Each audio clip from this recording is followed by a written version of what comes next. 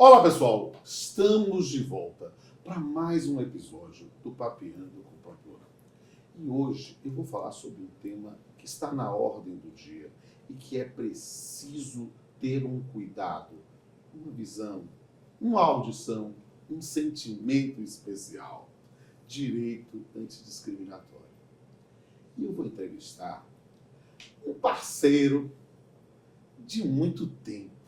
A gente estava conversando aqui nos bastidores, a gente se conhece desde os anos 90. Eu conheci ainda jovem procurador do trabalho.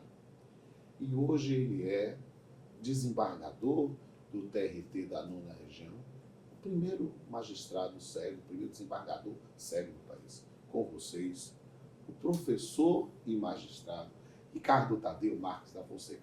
Meu amigo Ricardo Tadeu. Ricardo Tadeu, que bom recebê-lo na minha casa e no Papeando com Pamplona. Meu amigo Rodolfo Pamplona, você é uma pessoa que eu sempre admirei muito pela inteligência, pela grande sapiência e sensibilidade. Você é uma pessoa muito sensível. Então, para mim, partilhar da sua amizade é um privilégio, é uma honra. Estar aqui na sua casa é uma honra inenarrável, meu amigo. Que bom, cara. Estou feliz. E a gente vai falar de um tema que está muito hoje, há algum tempo, na verdade, nas minhas investigações dogmáticas. Eu tenho pesquisado muito sobre o tema do direito antidiscriminatório. E você hoje atua, inclusive, numa comissão no TST para a discussão de um protocolo de julgamento discriminatório. Você é um cara que não somente pela sua própria condição física, mas pela sua própria atuação profissional, tem um lugar diferenciado para ser o entrevistado. Muito obrigado. E por isso eu quero lhe perguntar, o que é que se entende por um direito antidiscriminatório? Olha, Rodolfo, isso é uma construção civilizatória que, em termos de formalização, se iniciou com a luta das mulheres, né? A luta das mulheres a partir até do século XIX. Sabemos todos que 8 de março é o Dia Internacional da Mulher, porque 150 mulheres morreram presas num galpão de uma fábrica onde elas estavam a reclamar salários iguais com os homens. Isso foi uma marca trágica, né? Mas veja que isso tem relação com o próprio direito do trabalho. Quer dizer, e o direito do trabalho, esse é um tema que eu até desenvolvi na minha tese junto à Federal do Paraná. O direito do trabalho foi o primeiro ramo do direito que tratou da desigualdade aristotélica, tratando desigualmente os desiguais, né? Ao que acrescentou Rui Barbosa, na justa medida da desigualdade. Então, a ideia de que o direito do trabalho municiou com força jurídica aqueles que economicamente não tinham poder, propiciou, então, como eu dizia, o pensamento jurídico diferenciado. Então, as mulheres começaram a reivindicar direito. Aqui no Brasil, a primeira Constituição que lhes permitiu o direito do voto foi a de 34. Então, as mulheres progressivamente foram alçando direitos. Durante a Segunda Guerra, justamente porque os homens foram para as frentes de batalha, as mulheres auferiram muitos direitos nos Estados Unidos e entre os países aliados. Então, elas avançaram muito na sua luta, né? Então, veja, aqui começa a percepção de que o direito deve atender às peculiaridades sociais. Aliás, a Declaração de 48, que justamente nasceu dos horrores, né, para combater os horrores dos campos de concentração, justamente propiciou essa ideia de tratar com dignidade as pessoas, porque antes o processo de direitos humanos se voltava à igualdade formal perante a lei e os direitos da Revolução Francesa, quer dizer, todos são iguais perante a lei. Essa era a declaração básica da Declaração do Direito do Homem, né? Mas veja que é só do homem mesmo, porque era uma constituição, uma declaração machista, né? Já nos direitos sociais que se desenvolveram logo a seguir, e veio por isso mesmo a Declaração Universal dos Direitos Humanos de 48, foi dito que todo ser humano nasce livre e igual em dignidade e direitos, né? Todo ser humano tem uma inteligência, e razão e consciência e deve guardar com o próximo uma relação de fraternidade. Veja que aqui, nessa Declaração de 48, está toda a palavra de ordem francesa. Liberté, égalité, fraternité, mas se acresce a ideia de dignidade. Porque os nazistas fizeram, o que os nazistas fizeram foi horrível. Então, os direitos humanos incorporaram, a partir de 48, a ideia de dignidade. E veja que isso possibilitou que a própria ONU, inspirada no direito do trabalho, Rodolfo, veja, a OIT já tinha, nos anos 50 e 40, a Declaração de Igualdade das Mulheres, a Convenção 100, que é garantir salários iguais entre homens e mulheres. Tem a Convenção 105, que falava do combate ao trabalho forçado. A Convenção 111, que falava do direito antidiscriminatório, veja, antidiscriminação. Então, veja, o direito do trabalho inspirou a ONU, que a partir de 66 passou a adotar aquelas convenções da OIT, Rodolfo, justamente generalizando, universalizando-as. Elas nasceram da percepção do direito do trabalho, essas convenções da OIT. Mas as ideias que elas continham, protegendo, por exemplo, crianças, a Convenção 138 dos anos 70, por exemplo, protegendo pessoas com deficiência, a Convenção 159 dos anos 50, né? Veja que a Convenção 159 dos anos 80, mas veja como é o processo. A ONU só reconhece universalmente o direito das pessoas com deficiência na Convenção de Nova York, da qual, inclusive, eu participei na redação, eu auxiliei a delegação brasileira. E isso foi em 2006. Então, a OIT tinha a 159 dos anos 80 e a ONU adota em 2006. E eu te digo, todo o processo de aprimoramento dos direitos humanos é inspirado nas convenções da OIT. E justamente porque o direito do trabalho, então, deu aso a essa ideia de tratar desigualmente os desiguais na justa medida da desigualdade. Isso faz nascer o chamado direito antidiscriminatório, que se volta a segmentos específicos da sociedade, normalmente conquistados por eles, no caso, primeiro as mulheres, depois os negros nos Estados Unidos, nos anos 50, pela luta dos direitos civis, né? Martin Luther King, Malcolm X. Os Estados Unidos possuíam leis que autorizavam os brancos a ficar na frente do ônibus, os negros atrás. Né? Naquele filme do Ray Charles isso aparece, ele é obrigado a sentar no banco de trás. Né? Os brancos tinham que ficar, tem até uma música linda da música popular americana, Te Encontro do Lado que Bate o Sol, porque os negros eram obrigados a andar do lado da calçada onde batia o sol e os brancos ficavam à sombra. Então, essas leis, basicamente sulistas, que eram discriminatórias, a Suprema Corte relutou muito, mas a partir da luta justamente pelos direitos civis dos negros nos anos 60 dos Estados Unidos, veja que só nos anos 60 a Suprema Corte considerou inconstitucionais essas leis. Os negros americanos passaram a reivindicar direitos de igualdade e reivindicavam a punição dos discriminadores. Mas era quase impossível provar o dolo, né?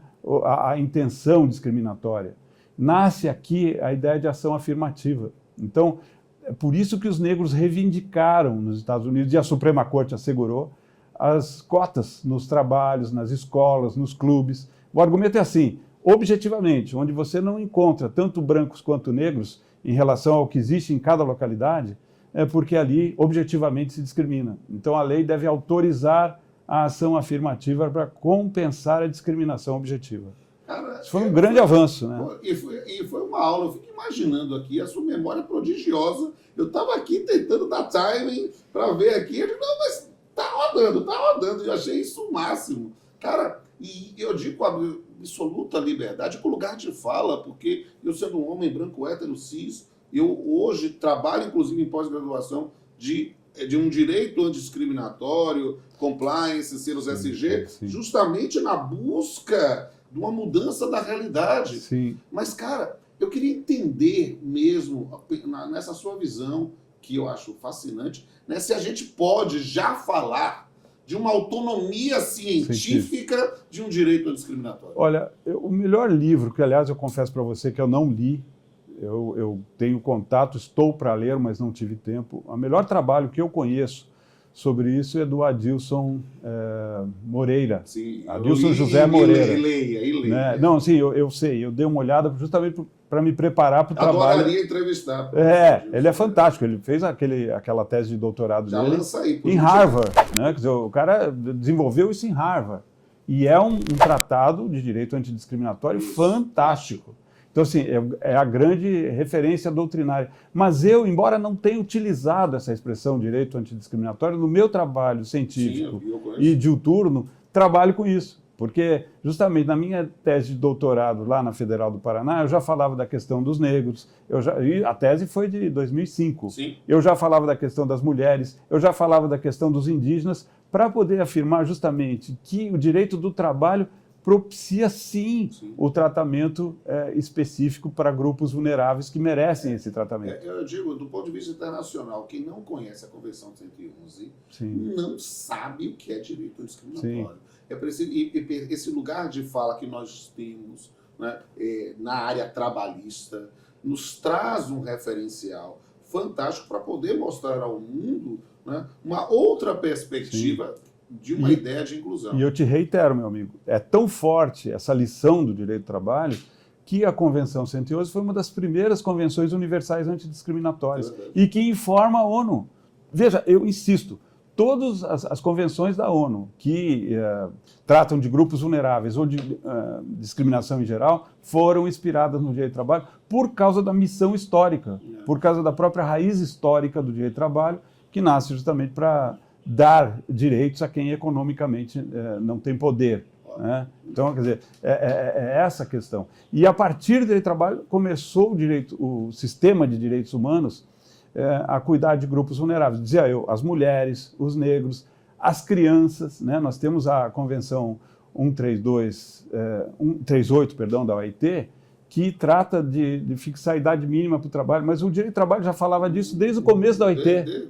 Na verdade, da própria gênese da própria gênese da OIT, do direito do trabalho. Quer dizer, a Convenção 138 da OIT, na verdade, só sistematizou o que ela vinha fazendo até então. Sim. Ela unificou tudo num sistema só. Como eu dizia, a OIT tratou das pessoas com deficiência e eu tive o privilégio de trabalhar na ONU orientando a delegação, tecnicamente, a delegação brasileira, sobre os direitos da pessoa com deficiência. Exato. No que ela é revolucionária, Rodolfo? Ela é incrível, porque as legislações anteriores definem as deficiências, anteriores a ela, definem as deficiências como questões clínicas, utilizando a Classificação Internacional de Doenças, o CID, né, o Código Internacional de Doenças.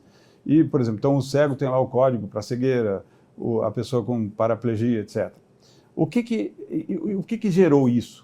O chamado capacitismo. Sim. O que é o capacitismo? O capacitismo é a definição que algumas legislações utilizavam para se referir a pessoas com deficiência. Pessoas com deficiência são aquelas incapazes de realizar os atos normais da vida.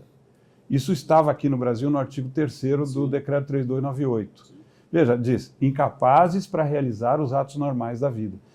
O que está contido aqui? Primeiro, um aspecto médico. Incapaz do ponto de vista clínico. Segundo, um preconceito terrível, porque você já define a pessoa com deficiência como aquela incapaz. O que nós fizemos na ONU? Nós queríamos derrubar esse capacitismo institucional.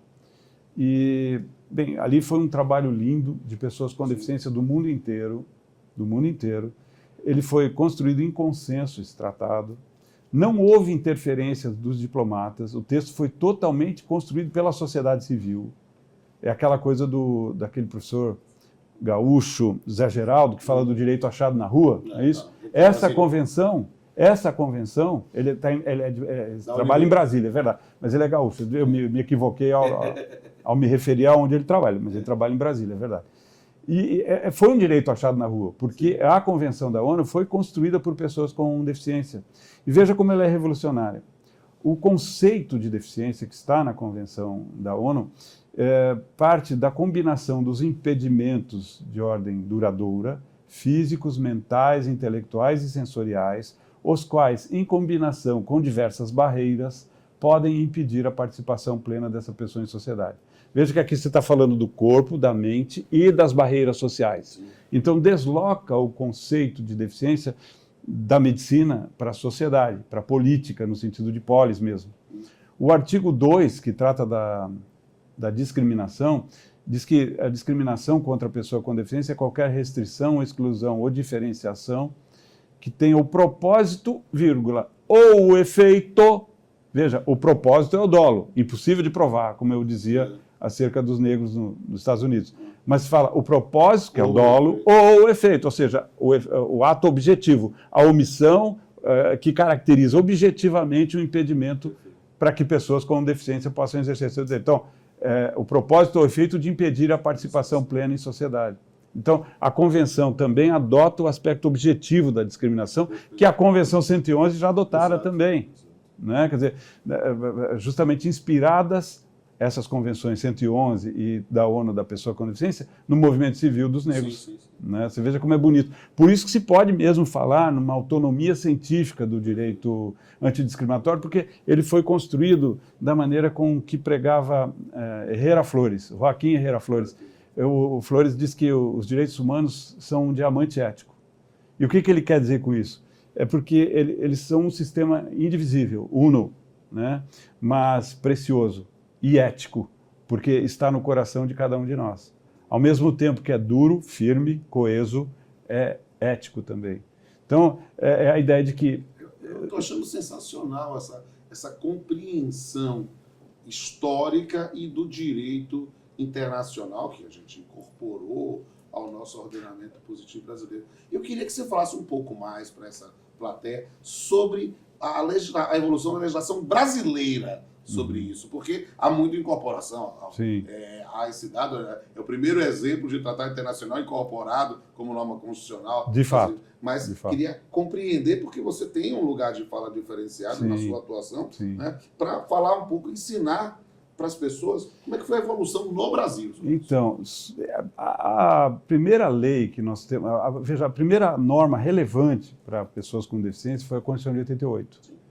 Porque ela contempla reserva de cargos para pessoas com deficiências, né?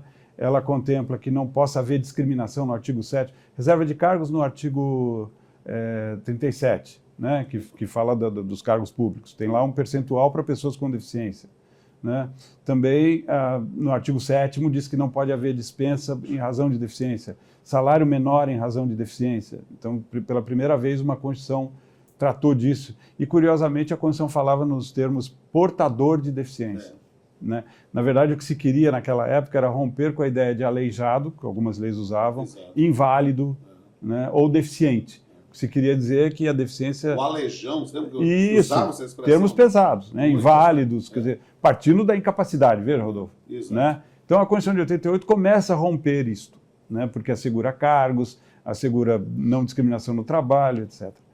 Aí veio a Lei 7853, de 89, que estabeleceu princípios gerais de aplicação da Constituição, de 89, logo depois, veja, da ratificação, da promulgação da Constituição. Né? E regulamentando essa Lei 7853, veio o Decreto 3298 que eu te falei. Mas por mais avançada que fosse a Constituição naquela época, ainda estava submetida ao paradigma do capacitismo, porque o decreto definia a pessoa com deficiência como aquela incapaz de realizar os atos normais da vida.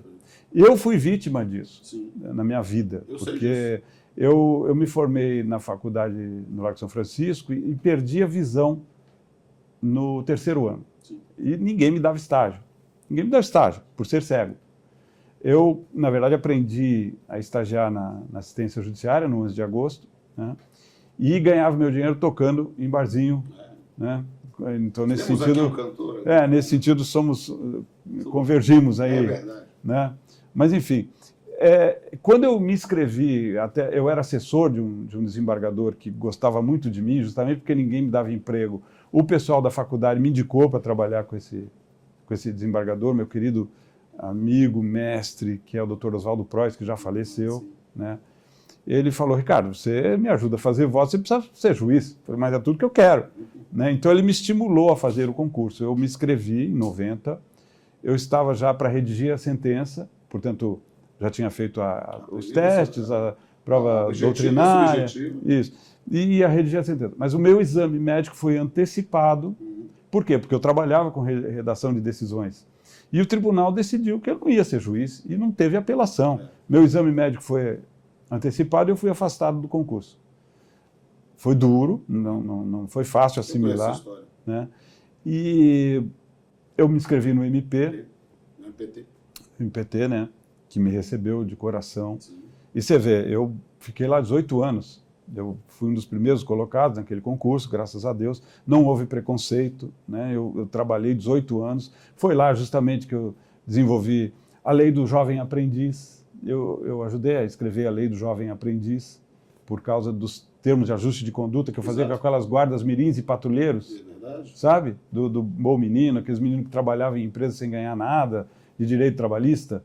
Eu fiz uns termos de ajuste de conduta que estimulavam essas guardinhas e patrulheiros mirins a serem parceiras das empresas para o contrato de aprendizes. Então, em vez de tê-los ligados ao sistema S, que é o que se permitia na época, Senai, Senac, etc., eu, por termo de ajuste de conduta, autorizei as empresas a formar os aprendizes pelas guardas mirins que se especializaram em formação técnica profissional. Aí o presidente Fernando Henrique me convidou e eu ajudei a redigir a lei 10.097, que é a lei da aprendizagem, que tem o Sistema S, as escolas técnicas e essas ONGs. Também pude participar, como eu acabei de dizer, da elaboração da Convenção da ONU. Naquela época eu ainda estava no MP. Né? Então você vê o que o MP me propiciou. Né? Foi uma experiência maravilhosa ser membro do Ministério Público do Trabalho. Querido Ricardo, nós temos que arrematar essa primeira parte do nosso programa. Está muito bom e eu estou aqui embevecido. Né? Eu normalmente fico assim, interrompendo, mas eu estou aqui aprendendo e me encantando. Eu já sou encantado por você, apaixonado pela sua trajetória, por essa figura humana. Mas eu queria que você falasse para aqueles jovens que estão querendo conhecer mais o tema do direito antidiscriminatório. Que conselho você daria a eles? O que é que eles deveriam fazer? E mais, eu vou aumentar, quero pensar no lugar de fala para alguém que tem alguma deficiência, para alguém que é destinatário de alguma discriminação, e vendo o seu exemplo... Para qualquer pessoa, seja uma pessoa, por exemplo, LGBTQIA+, que agora é o grupo que está mais se desenvolvendo na busca de direitos. Sim. Você vê que historicamente, assim, primeiro as mulheres, depois os negros, depois as pessoas com deficiência, depois as crianças, e naturalmente agora emergem as pessoas de identidade sexual diferente do padrão binário, não é isso? Isso. Certo? Então, assim, eles estão reivindicando direitos e com muita força e heroísmo, né? E heroísmo. Então, eu diria assim, para qualquer pessoa que componha qualquer grupo vulnerável, se você é uma pessoa com deficiência, jamais deixe de acreditar nos seus sonhos. Jamais acreditem quando lhe dizem você não pode. Não percam os seus sonhos de vista. Continuem caminhando. Isso, a minha vida me mostrou que valeu a pena. Né? Então, assim, eu não tenho dúvida que qualquer pessoa que acredita num sonho e vai fundo na busca desse sonho, vai conquistá-lo. Eu endosso como seu fã, eu como magistrado, voto com o relator e eu digo que eu também estou realizando o sonho de te entrevistar aqui hoje. Muito obrigado, meu amigo. E tem uma plateia que quer fazer as perguntas. Daqui a pouco a gente volta. Olá, professor, eu sou a Adelina. Eu sou uma mulher branca, 1,57 m, cabelos e olhos escuros. Estou vestindo a camisa rosa e a calça preta. Como é atuar na magistratura sendo cego e como isso contribui para o direito antidiscriminatório? Bem, Adelina, é uma experiência bastante rica, porque eu mesmo não sabia exatamente como faria quando me propus a ir para o tribunal. Eu fui por eleição pelo 5º Constitucional, e eles me perguntavam, né, os membros do tribunal, como é que você vai fazer? Eu falei, não sei, mas eu vou dar um jeito. Né? E aí, como funciona isso no meu gabinete? É assim, os assistentes que elaboram os votos conversam comigo sobre os casos. Todas as decisões que estão ali contidas, de caráter subjetivo, de caráter que depende de interpretação, do direito ou da prova, eu sou consultado enquanto eles elaboram o voto. Então, nós fazemos em conjunto. Eles transmitem oralmente as questões para mim, eu os oriento, eles elaboram o voto escrito e a minha assessora, que conhece as minhas posições e que estava presente junto nas orientações, confere depois. Então, o meu gabinete, quando eu assumi, tinha 1000 processos atrasados. É um dos mais adiantados do tribunal, porque nós não temos retrabalho. Então, funciona muito bem. Olá, doutor Ricardo, eu sou a Débora, uma mulher negra, 1,58 m, cabelo crespo e grisalho, estou de vestido. E eu gostaria de saber, doutor, qual a importância da atuação do Ministério Público para o direito antidiscriminatório? Aquela lei 7853 que eu mencionei, atribuiu ao Ministério Público a ação civil pública para a defesa de pessoas com deficiência, já em 89. Né? Então, essa é uma atribuição normal, quer dizer, a ação civil pública, que é um instrumento coletivo, que o Ministério Público tem legitimidade, mas também tem o sindicato, tem organizações que cuidam de questões coletivas, também podem se utilizar da ação civil pública. Mas o Ministério Público, quando ingressa com a ação civil pública, ele fala em nome da sociedade. Então, a força de uma ação empreendida pelo Ministério Público é muito grande. E como instrumentos preparatórios da ação civil pública, há o inquérito civil. No inquérito civil, o Ministério Público pode firmar um outro instrumento fundamental, que é o termo de ajuste de conduta. O termo de ajuste de conduta é título executivo, portanto, ele pode ser cobrado judicialmente. E no termo de ajuste de conduta, o Ministério Público evita a ação civil pública negociando com as partes, jamais abrindo mão de um direito, porque o Ministério Público lida com questões de direitos indisponíveis, ainda mais de índole coletiva, não? Mas, por meio do termo de ajuste de conduta, que é um outro instrumento muito importante, ele obtém o que seria uma sentença na ação civil pública. E é muito, muito forte. Eu mesmo tive a oportunidade de firmar vários termos de ajuste de conduta que depois tiveram, inclusive, aproveitamento por textos de lei. Então, Ricardo, essa pergunta de Débora é muito importante, direcionada a você, porque você tem também esse histórico dentro do Ministério Público do Trabalho e tem nessa atuação no apoio a parlamentares sim, e a várias pessoas sim, que estão construindo isso e sabem a importância sim, da atuação do Ministério Público. Sim, sim, é verdade. Eu pude colaborar, inclusive, com a deputada Mara Gabrilli, né, na elaboração da Lei Brasileira de Inclusão, Lei 13.146. Na época ela era deputada, hoje ela é senadora, isso, mas eu pude contribuir em grande medida pelas questões que eu apreendi no Ministério Público do Trabalho. Né?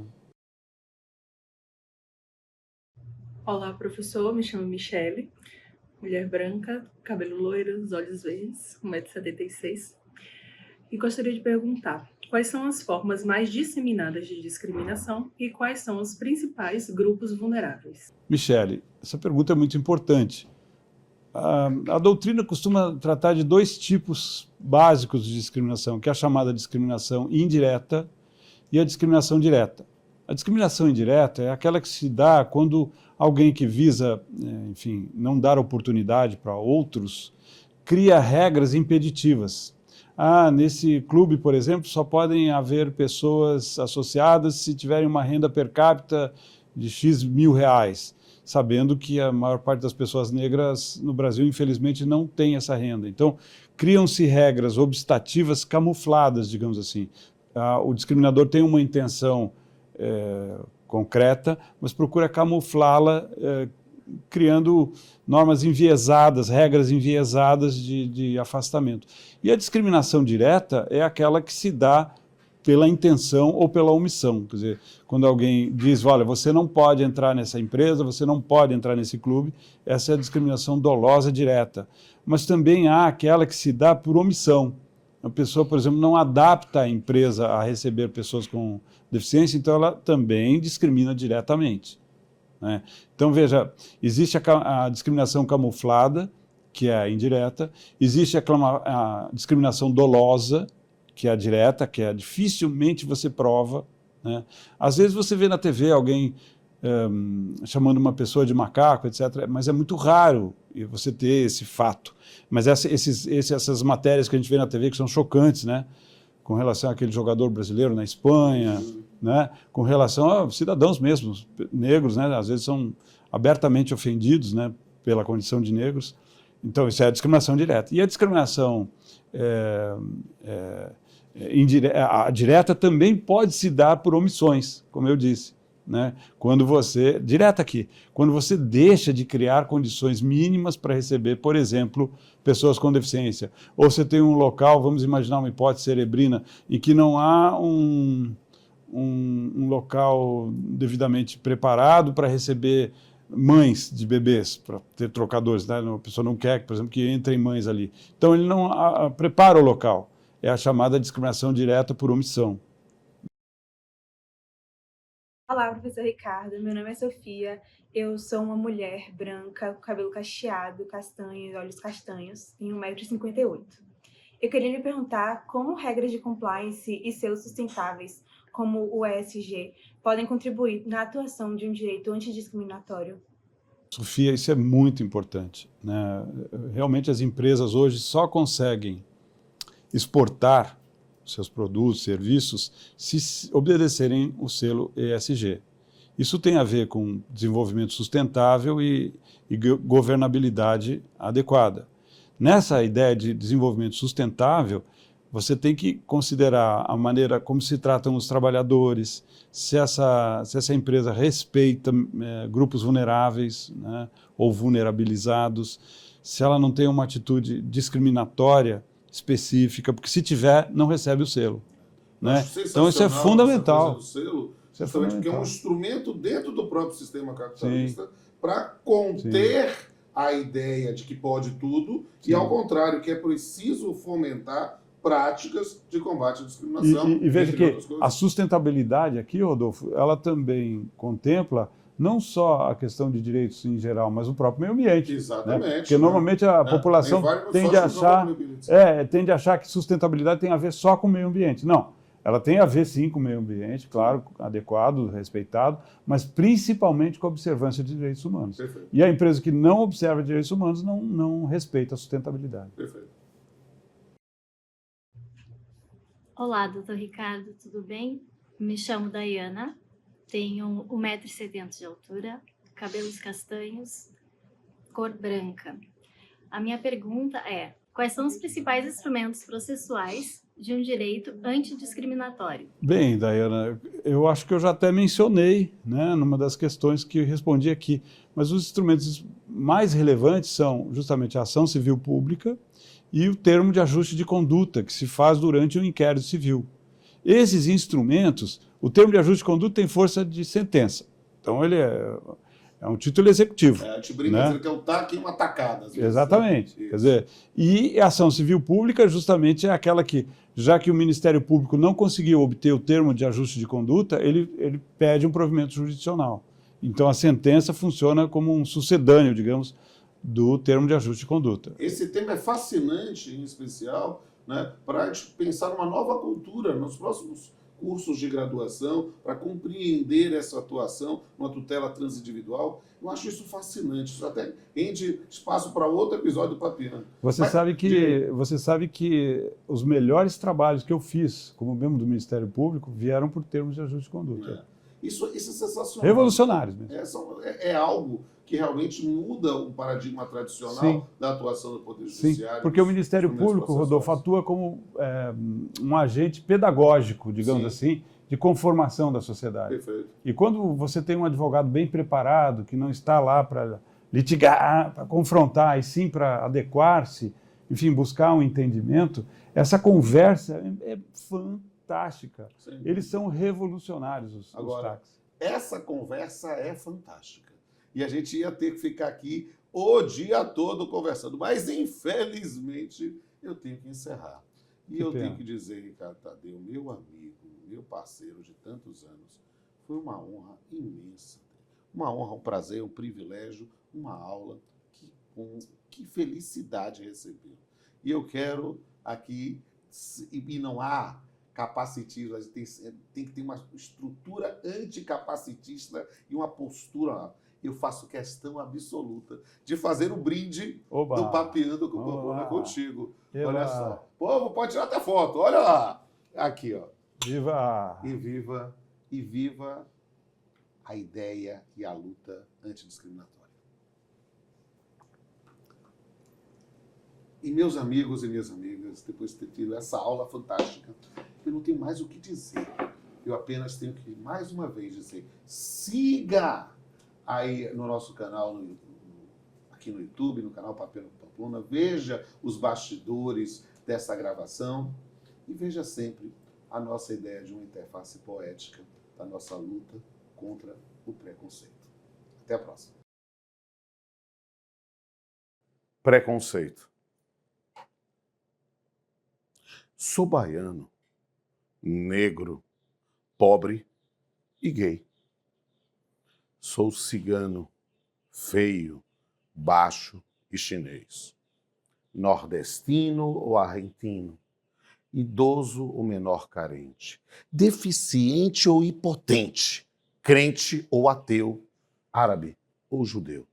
Ubandista ou adventista, testemunha ou kardecista, migrante ou imigrante, presidiário ou proletário, bêbado ou drogado, alcoólatra ou viciado, desempregado ou condenado.